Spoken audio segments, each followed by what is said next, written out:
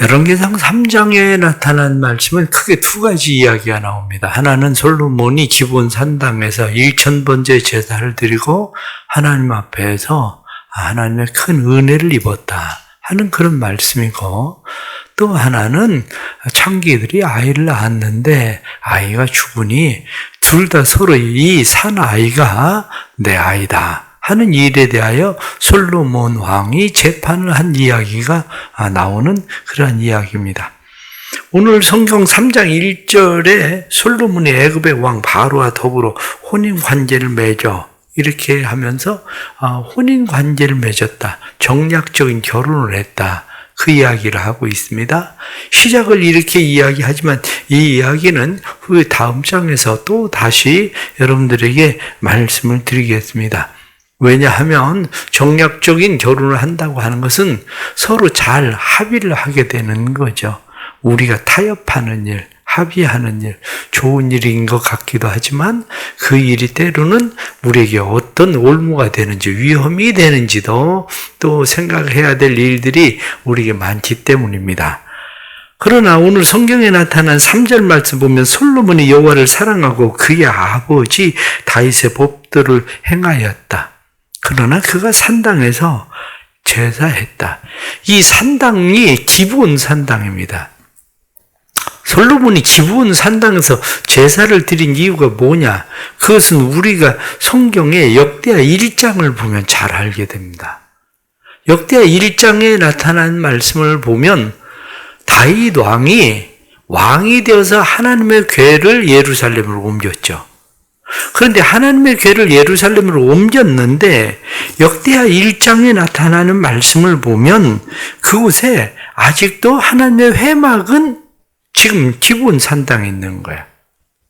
그것뿐만이 아니라 회막이 거기 있고, 그리고 모세의 시대에 부사렐이 만들었었던 하나님 앞에 드려지던 번제단이 거기에 있었어요.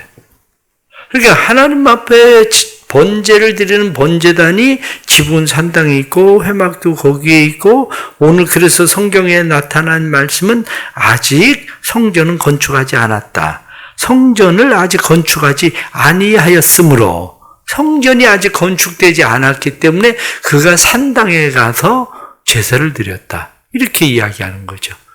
앞으로 이 산당이 문제가 심각해지는 일들이 이제 벌어지게 되는데, 왜냐하면 성전을 건축하고 그리고 성전에 새로운 하나님 앞에 드려질 모든 번제단이나 모든 것들이 새롭게 다 만들어지게 되는데, 이제 하나님이 유일하게 허락하신 하나의 산당이 어디냐면 기브온 산당이거든요. 그런데 이 기브온 산당이 아닌 여러 산당들에서 사람들이 제사를 드리게 돼요. 산당이라고 하는 것은 높은 꼭대기, 이런 이야기거든요. 그러니까 가능한 한 좀 더 높은 곳에 사람들이 가서 그곳에서 하나님 앞에 제사를 드리는 일이 생기는데, 그 일들이 언제 가서야 비로소 잠시 멈춰지게 되느냐면, 히스기야 왕의 시대에 히스기야가 어떻게 하면 이 산당들을 없앨 수 있을까? 이렇게 해서 그때 당시에 산당들이 조금 없어지는 일이 일어나고, 그리고 두 번째 또 종교개혁이 일어날 때 그때 산당들을 없애려고 노력하지만 이미 오랫동안 습관화되어진 산당 제사는 그렇게 쉽게 없어지지 않습니다.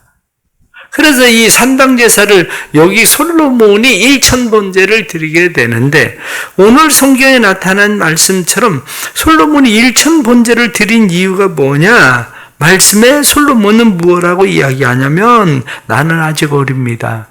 그런데 난 지혜가 부족합니다. 내게 주신 백성들은 많은데 내가 이들을 지혜롭게 선악을 잘 분별해서 끌고 갈 수 있기를 원합니다. 그래서 솔로몬이 그곳에서 산당에서 제사를 드렸다. 이렇게 이야기합니다. 혹시 여러분들이 콘트레리언이라는 이야기를 들어보셨는지 모르겠어요. 요즘 21세기 인간상, 그러면 콘트레리언 이렇게 이야기합니다. 콘트레리언이라고 이야기하는 인간상에 대해서 이야기할 때 다른 사람들이 가는 길로 가지 않고 오히려 그 반대 길로 가는 사람, 다른 사람들의 입맛에 굳이 많은 사람들이 구미에 맞추려고 하지 않고 많은 사람들이 그 일에 대해서 그렇게 사람들이 인기 있어 하지 않아도 자기 길을 가려고 하는 사람. 이 사람들을 콘트레리언이라고 그렇게 이야기합니다. 이 콘트레리언이라고 하는 사람의 5가지 특징에 대해서 보니까 나오는데 다른 사람들처럼 성실하고 우직하다. 2번째는 다른 사람들과 똑같이 생각하지 않는다. 모방을 하되 최소한 모방을 할 뿐이다. 그리고 모방하지 않는다. 3번째, 모두가 예스라고 할 때에 노라고 말한다. 4번째, 모두 비슷한 경력을 쌓을 때 정반대 경력을 개척한다. 5번째, 전진보다 후퇴하는 방법으로 해법을 찾는다. 이게 이제 콘트레리언이라는 사람들의 특징에 대한 이야기입니다. 그러면서 이야기할 때에 솔로몬이 한편으로 생각하면 콘트레리언 같은 사람이라는 거예요. 왜냐하면 우리가 성경에 나타난 말씀, 역대하에 나타난 말씀이나 오늘 성경에 나타난 말씀을 보면 아직 성전은 건축하지 않았지만 솔로몬이 지금 한참 잘 되고 있을 때입니다. 솔로몬이. 그래서 역대하 1장 1절 말씀을 보면 하나님께서 왕위를 견고하게 하셨다는 거예요. 그뿐만이 아니라 하나님께서 그와 함께 하심으로 심히 창대하게 하셨다. 지금 솔로몬이 왕위가 견고해져 있어요.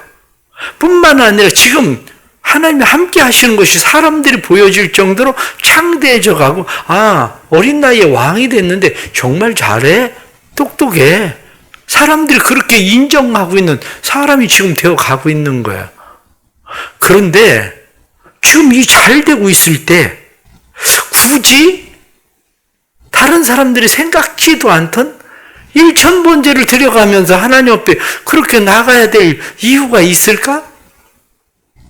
아니 지금 잘 되고 있는데 굳이 뭘 또 하나님 앞에 그렇게 1000번제라는 번제를 그렇게 소 1000마리를 잡아서 번제를 드려가면서 그렇게 해야 될 이유가 있을까?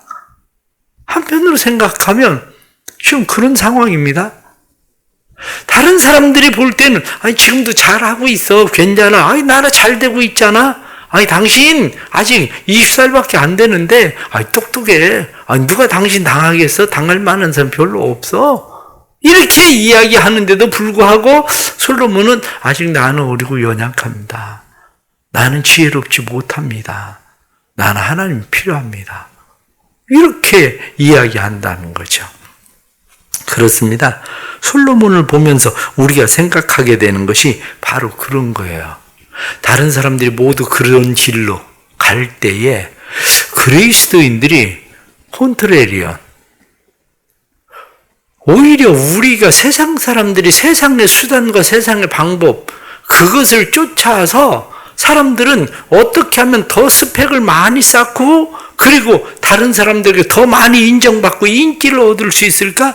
이것을 찾을 때에 진정한 그리스도인들은 오히려 영적으로 세상 사람들에게 인기가 없어도 세상 사람들이 그거 다 추구하지 않아도 굳이 이 상황에 왜 자꾸 예배를? 이렇게 세상 사람들이 이야기해도 사람들이 다 예스라고 이야기할 때 노라고 이야기하고 내가 집중할 수 있는 것은 나는 하나님에게 집중하겠습니다.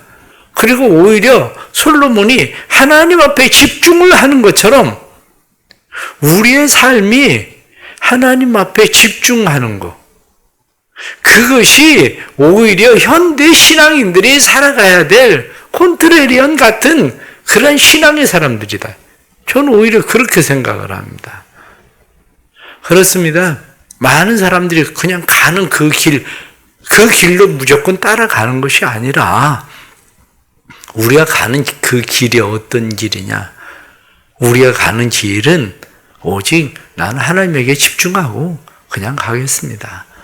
1000번의 예배에 집중을 하는 것처럼 우리가 하나님 앞에 드려지는 예배에 우리의 삶을 집중하고 가는 일, 그것이 우리에겐 오히려 더 필요할 수 있다는 것을 우리가 깨닫는 게 필요합니다. 왜 그게 필요합니까? 그게 필요한 이유를 오늘 성경 본문에 나타난 말씀은 솔로몬이 지혜를 구했더니 하나님께서 그에게 말씀하기를 내가 자기를 위해서 장수를 구하지 아니하고 부도 구하지 아니하고 원수의 생명벌하기도 구하지 아니하고 오히려 내가 지혜를 구했으니 내가 지혜롭고 총명한 마음을 내게 줄 것이다. 그것뿐만이 아니라 내가 구하지 아니한 부와 영광도 너에게 줄 것이다. 하나님께서 오히려 그렇게 말씀을 하셨다는 거죠. 그렇습니다. 하나님은 더하시는 은혜를 주시는 분입니다. 더하시는 은혜. 우리의 삶에 하나님께서 더하시는 은혜가 늘 떠나지 않을 삶을 살아가면 우리의 삶은 하나님의 더하시는 은혜 때문에 성경 뭐라고 이야기합니까? 내 평생에 그렇게 이야기합니다. 내 평생에. 그렇습니다. 하나님은 그 약속을 지키셔요. 오히려 그 후에 솔로몬이 하나님 앞에 범죄하는 일이 일어나는데도 불구하고 하나님께서 내가 다윗을 보아서 내가 너한테 평생 그렇게 하겠다고 약속한 것처럼 내가 그 약속 지켜주겠다. 하나님께서 그렇게 말씀하시는 거죠. 근데 솔로몬을 보면서 솔로몬의 안타까운 것이 맨 앞에 애굽의 왕의 딸과 혼인했다라고 이야기하는 것처럼 사람은 누구나 다 무엇이 되기 전과 그 후가 중요하죠. 무엇이 된 후, 시작과 그 끝이 중요하죠. 그게 쉬운 건 아닙니다. 그게 쉬운 건 아닌데 그게 한결같은 사람들이 중요한 거죠. 왜 그게 중요합니까? 하나님은 영원부터 영원까지 동일하신 분. 하나님은 회전하는 그림자도 없으신 분.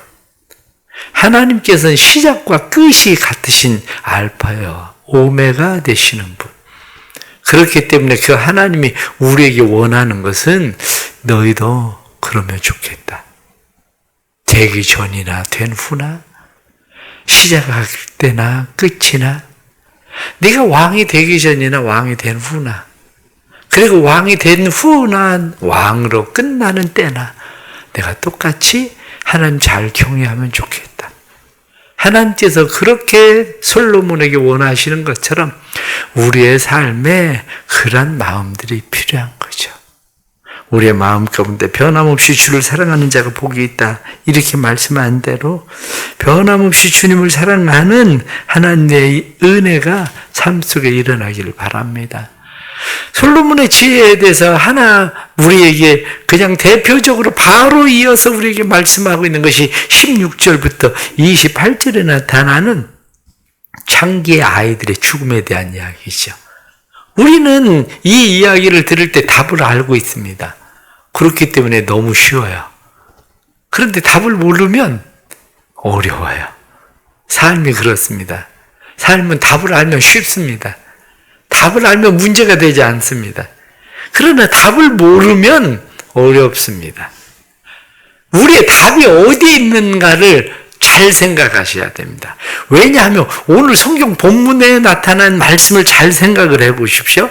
오늘 본문에 나타난 말씀을 조금 더 생각을 하면 이 아이가 진짜 엄마냐 이 아이가 진짜 엄마냐의 문제가 아닙니다.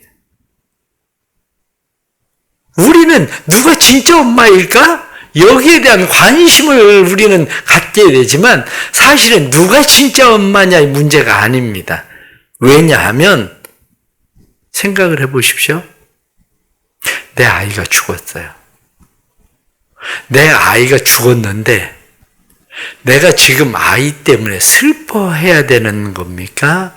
아니면은 아이를 바꿔치기 해서라도 아이를 훔쳐와야 될 때입니까? 더 쉽게 얘기하면 본성의 문제입니다. 어머니의 마음의 본성의 문제. 그러면 훔쳐온 아이를 내가 키운다 한들 내가 죽은 아이에 대해서 슬퍼할 줄 모르는 엄마가 그 아이를 키운들 어떻게 키우겠습니까? 바로 삶의 중요한 문제가 바로 이 문제입니다. 내 아이냐 아니냐의 문제가 아니라 아이를 키울 수 있는 엄마냐 엄마가 아니냐의 문제입니다.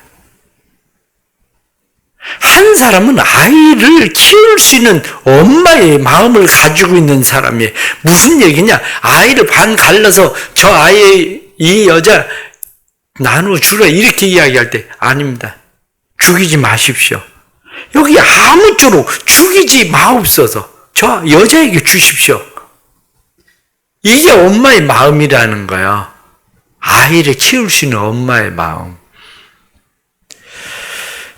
여기서 우리가 잘 깨닫게 되는 것이 있습니다. 본성이라는 거, 본질이라는 거예요. 여러분들 돈이 필요합니까? 건강이 필요합니까? 아니면 세상에 명예가 필요합니까? 권력이 필요합니까? 무엇을 위해서? 아이의 엄마의 마음을 가지고 있는 겁니까? 아니면 지금 아이가 필요한 겁니까? 네 애든지 내 애든지 상관할 것 없이 내가 아이의 죽음에 대해서 난 슬퍼할 마음도 없지만 지금 그거 생각할 겨를 없이 나한테 필요한 건 지금 아이야. 이렇게 얘기하는 것처럼 다른 사람의 아이가 죽었다고 생각을 할 때 내 아이가 죽은 것도 내가 슬퍼하지 않지만 다른 사람의 아이가 죽었다고 생각할 때 그 여자도 전혀 슬퍼하지 않을 것처럼 생각하고 똑같이 행동하는 다른 사람들이 어떻게 되든지 상관할 것 없이 나한테 돈이 필요한 겁니까? 그래서 돈을 벌어야 되는 겁니까? 다른 사람들은 어떻게 되든지 상관할 것 없이 나만 살면 되는 겁니까? 나한테 건강이 필요하고 나한테 돈이 필요하고 명예가 필요하고 권력이 필요한 겁니까? 지금 세상에 권력을 잡으려고 하는 사람들을 보세요. 그렇게 권력을 잡는 거 아닙니까? 세상에 돈을 버는 사람들을 보세요. 하청업자나 그 밑에 있는 사람들은 어떻게 되든지 상관할 것 없이 나한테 돈이 있으면 되는 거 아닙니까? 본질이에요.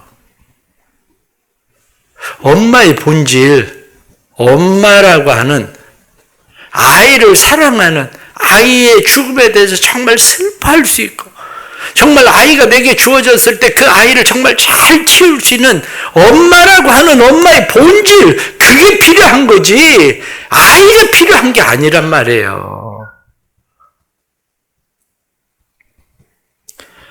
그런데 우리는 지금 아이가 필요하다는 거예요.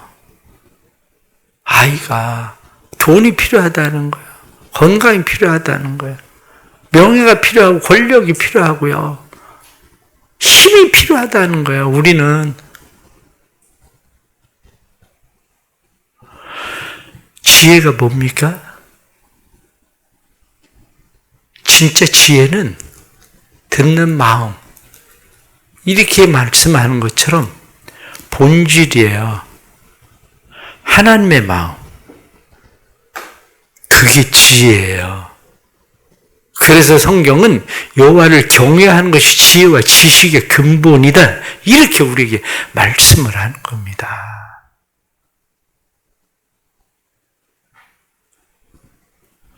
오늘의 말씀을 좀 더 잘 보십시오.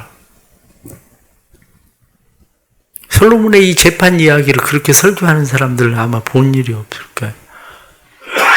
저도 성경을 준비하고 그러면서 하나님께서 제게 주시는 마음이 본질이야. 가장 중요한 문제는 본질이야. 무엇을 소유하고 있는 소유의 문제가 아니라 본질을 잃으면 아무리 주어도 소용이 없는 거야. 오늘 하루를 살아가면서 우리의 마음이 무엇이 본질인지를 다시 생각해 보세요. 왜 예배가 우리에게 중요한지 생각을 해보세요. 솔로몬이 왜 1000번제를 지금 잘 되고 있는 상황에 굳이 1000번제를 왜 드려야 되는지를 생각을 해보십시오. 바로 본질로 돌아가는 거예요. 시작이 끝과 다를 수 있지만 그래도 우리가 하나님 앞에 오늘, 내일, 그 다음 날은 또 달라질 수 있어도 작심삼일일 수 있어도 그래도 또 오늘 우리는 본질을 찾아가면서 하나님 앞에 살아가는 사람들입니다. 우리의 삶에 이 은혜가 또 삶 속에 일어나기를 간절히 바랍니다. 기도하겠습니다. 하나님 아버지, 저희들에게 주님의 마음을 주옵소서. 주님의 마음을 주셔서 우리의 삶의 본질이 무엇인지를 잘 깨달아 알게 해 주옵소서. 지금 잘 되고 있는데 굳이 1000번제를 그렇게 드려야 될 필요가 있을까 생각할 수도 있습니다. 지금 잘 되고 있는데 또 다른 더 잘 되는 방법을 찾아야지 굳이 예배에 집중할 이유가 있을까 생각할 때입니다. 그러나 그러한 때에 우리가 하나님 앞에 본질을 찾아 예배하는 일, 그 일이 얼마나 소중한지를 알게 해주시고,